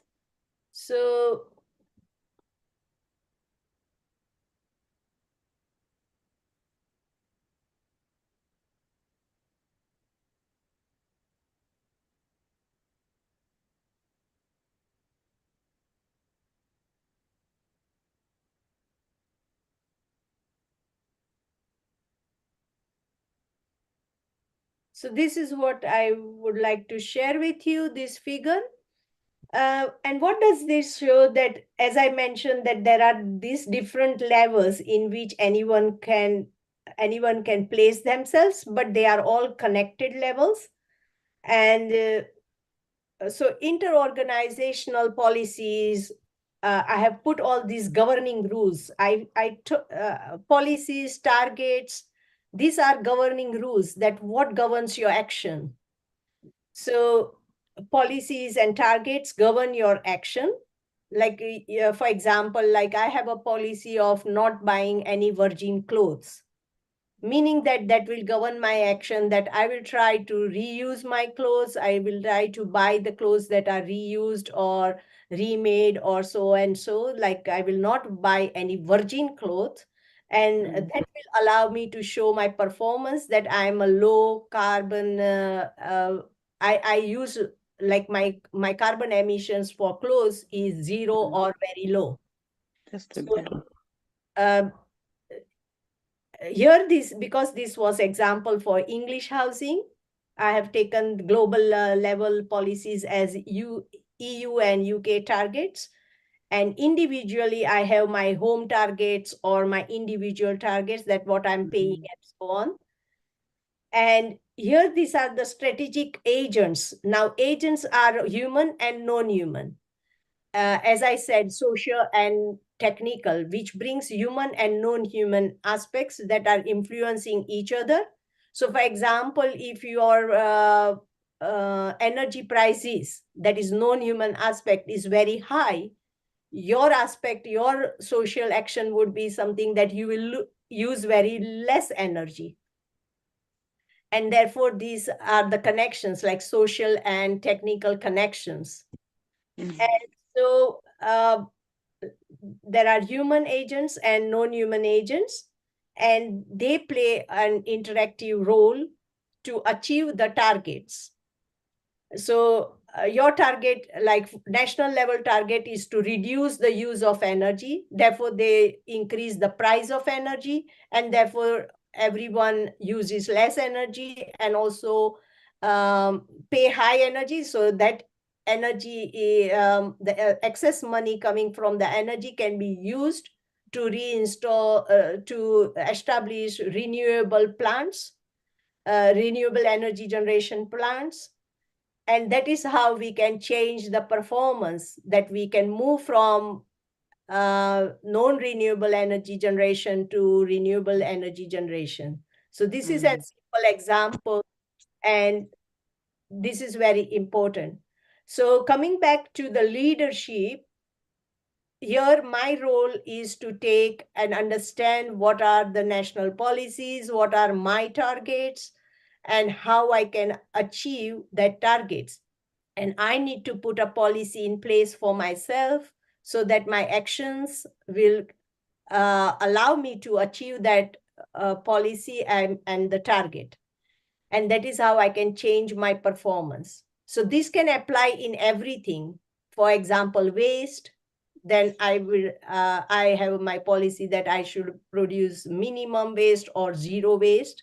If I am going for zero waste, then I will think of reusing that waste in all the possible manners. Like how will I use my solid waste? How will I use my liquid waste? How will I stop pollution? And so on. So that is what I have to think. And that can change my performance. So that is called leadership, what I mean in climate change. You have to understand your highest policy, your own policy, your own targets, then your national targets or your organization targets, and then your global targets. So here we have our global targets at that we have to reach net zero by 2050 or 2060, right? And all countries, all nation level have also committed to achieve that targets. So the sectors in the nations are also influenced by that target, and then the organization within that target sectors are also influenced, and at the end the individuals who are working in that organization are also influenced. So we are influenced or we are pressured by the global targets, that is top down. But at the ground level, we have to become innovative. There are several ways of achieving their targets, and we have to work within our local environment, within our own reach, our own resources to achieve that targets. And so we have to be innovative, we have to try alternate ways, and regulations play a big role there. Again, I say that regulation I have used in a very broader sense. It could be policy, it could be the highest value that you want to achieve. And leadership also here is in broader sense, like taking accountability, taking ownership, becoming advocator, also putting in action, influencing others. That is what is leadership, I understand. So hopefully I will stop here, and thank you for asking that question. But that is where I think we have to think.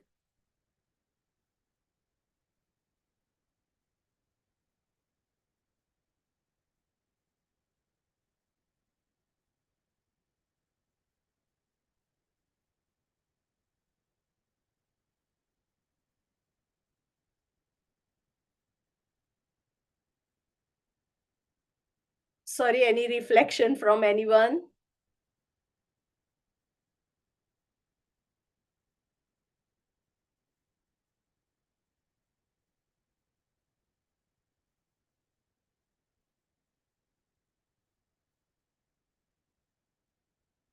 Am I not audible to anyone?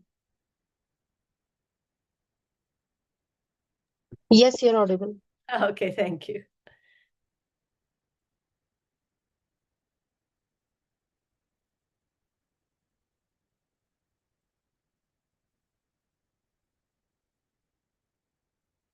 So just to relate what I said here within our context of, like, as you mentioned, woman leadership, or, I mean, we have to, first of all, because everyone cannot be leader or everyone do not have the understanding of what all this involves, as we have seen the examples today presented, and there are plenty of other examples.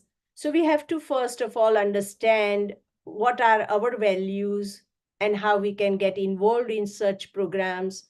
You don't need to have like become leader on your own.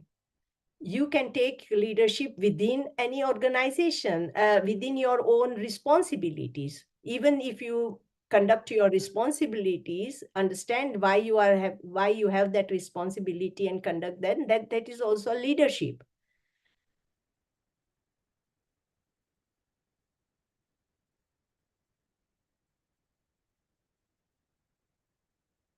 Okay, I think that is it. If anyone have to have any comments, please do. Otherwise, we can close today's session.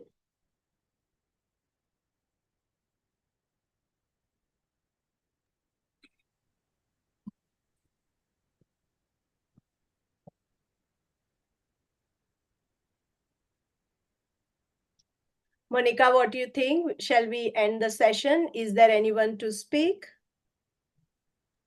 From our side, I think there is no one now. Okay, Now all right. people are there for tomorrow. And yeah, I think someone wants to say something. Yes, yes. Ordanos, please. Okay, thank you very much. Still in today's session, we haven't seen also about children involvement in the empowerment of climate change or environmental sustainability. So how can we include children to be the voice of environment or sustainability or climate change? Because we are thinking about generation, and the issue also is generational. Can you say something, one of you? Yeah. Thank you. Yeah, I would like to answer this question. Thank you so much for raising this, because it's a very important question, which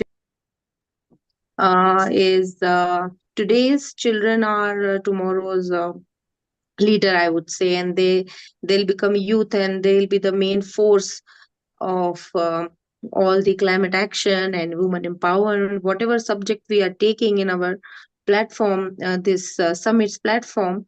They will be the main engine to to all the programs or projects we'll be doing. So there are many organizations in the world who are encouraging youth, and not only organization, even high schools are also into these activities where they are encouraging children to take participate in this kind of movements. Like there is one of the United Nations sub agency, I would say, because they are official now, CYMG. It's a space for children and youth to engage meaningfully in environmental governments and conservation process across UN system, and they are formal youth engagement mechanism to UN environment program and movement for youth and youth organization for different parts of the world working for environmental conservation. So this is not the only organization or agency which is working for youth, but there are many other organization on small and big large scale. They are working with children, and they are encouraging them to take part into different policy making projects and things like that, which are really being implemented in United Nations. So that's why in today's topic we wanted to include children along with youth. It is important to encourage today's children to know about our surrounding, our environment, and what is the position of women. All these subjects are very, very crucial for them to at least understand on basic level, so that tomorrow they are ready for all the big subjects or big things like this, where they have a solution to uh, these things. So yeah, this is it from my side. If Dr. Renuka wants to add something, she can definitely add. Yes, thank you very much. I would like to add a few things, such as, like I have a grandson, and he's 6. And what we do as an individual, like we try to explain him each and everything. For example, when we throw any waste, we explain them why we are throwing in such and such basket. Like we don't throw, I mean, we separate it in different collection baskets. So that they can be recycled. So we explain that, okay, it should be going in such and such basket and we explain that it needs to be recycled, so that, and if any the bucket, or I mean the packet, needs washing, then we also explain that it needs to be washed because it is going for the recycling and it is going to be reused for other purposes, and so on. When they are taking bath, we explain that we have to use less water, we don't have to waste water, we have to stop water when we are not using it, just as running tap water, and so on. Also, when we are trying to drive, we explain, or when we avoid driving and walk, we explain why that is needed, that we have to go by like walking, we have to walk because it is a short distance and we don't need a car for that, and so on. And also explain that, okay, you will be able to see exciting places around while you are walking, and so on. With the introduction of Tesla and so on, we explain why this car is introduced, and so on. So I would believe that involving children in each and every activity within your daily life, and why we are changing that activity or why it is important, that will definitely help them understand the current issues.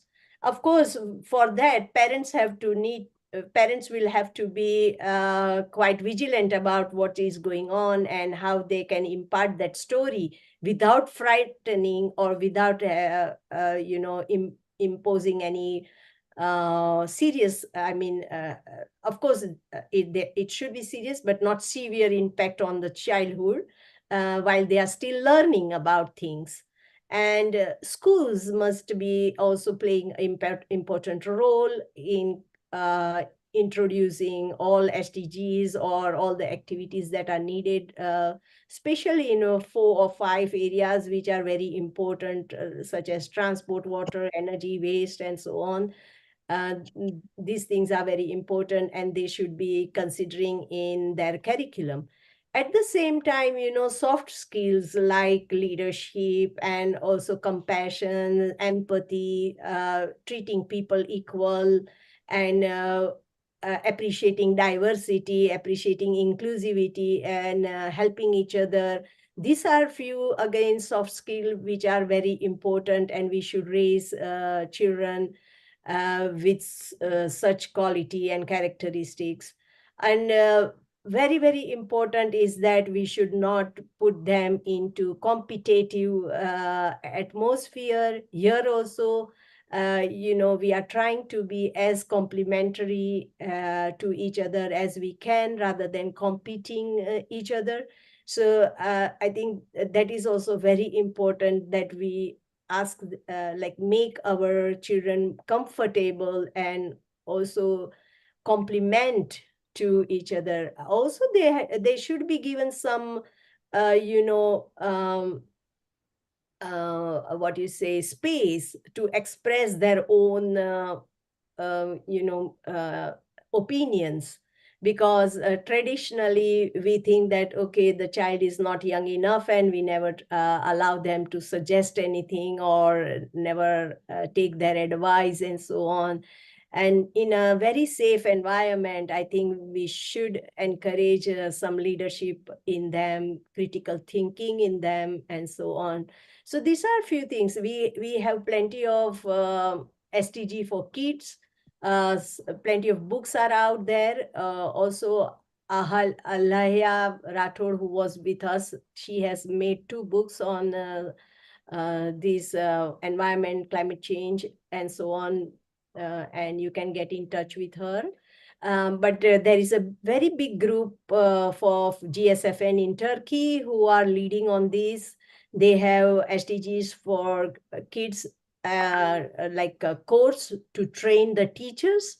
I think teachers need to also know a lot about SDG and how they can involve, include the lessons about SDGs with a great passion and, practical examples in the activities, starting from the age 4 to high school level or to university. So there are plenty of resources. I think we need to become more researching on those resources and implementing them in our own life, as well as influence and share them when you know them, that it might be helpful to others. So that's it. Thank you very much.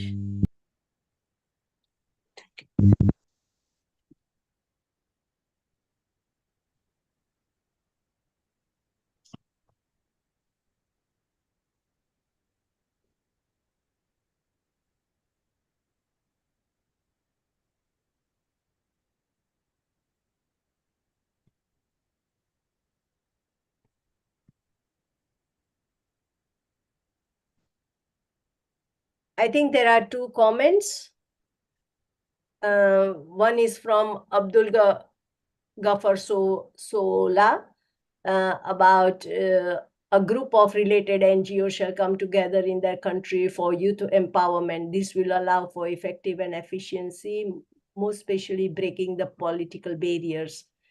We can try, someone is saying we can try, Phoebe is saying that we can try and go to Pakistan. Seems that lady who presented is doing amazing job. I don't think we need to go to Pakistan, but of course we can implement the program here at local places. The idea is to increase the local capacity, and that is why we have kept all these summits hybrid or online. We can gather together. I have plenty of, we have already, Gsfn has supported a few this student hub. We have created student hub. They get together at local place and then they connect with me online, and we have supported them, and we have created 3 student hub in Nigeria, 2 in Nigeria and 1 in Cameroon, I think. So I think we have to gather. I would say, why should you go to London or USA or somewhere else? Why can't you make your place London, USA, and Very true. people would come and see you? And that is where Very that true. is the idea. Very true. And Thank I you. also agree with Mr. Abdul. And that is why we are here, actually, Mr. Abdul. We really want to collaborate. Whosoever wants to engage, collaborate, partner with our kind of NGO who are into community development, women empowerment, and agriculture project, climate action project, they can definitely contact us. Or maybe if you are not in Kenya or somewhere else, you can definitely contact your people who are into similar projects. So yeah, I really agree with your idea, and this is what we are doing actually. This our aim for this year is to collaborate with NGOs who have similar interest working in all these areas, and we want to do the capacity building and do more and more project to empower these subjects. So yeah, thank Wonderful. you. Thank you very much, Monica. Thank you, everyone, for listening patiently to us. Thank you very much. Shall we have the group photograph and then close the session?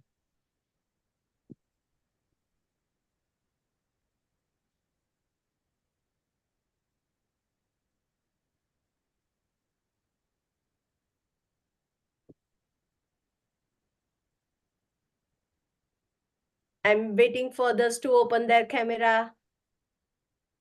Wonderful.